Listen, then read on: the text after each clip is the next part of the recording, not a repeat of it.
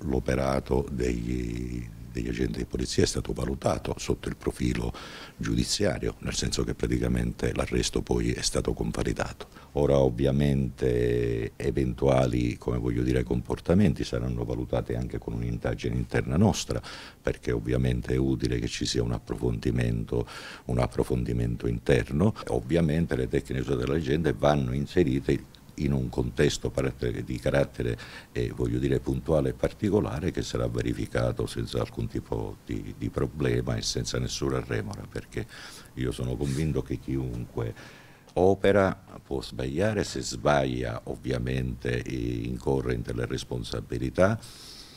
Quello che è sicuro è che talvolta ci può anche essere l'errore, e in questo caso ancora io non lo confermo, perché ovviamente c'è un'indagine da avviare e da mandare avanti. E sulla critica mossa di un'azione, quella dell'agente, aggressiva perché velata di razzismo, il questore perentorio. Se qualche difficoltà c'è stata in quel senso, potrebbe anche esserci, poi sarà valutata, ma prescinde dal colore della pelle e dalla razza delle persone. Non c'è in nessuno di noi, nella mia persona ancora di più, dei sentimenti razzisti contro chiunque.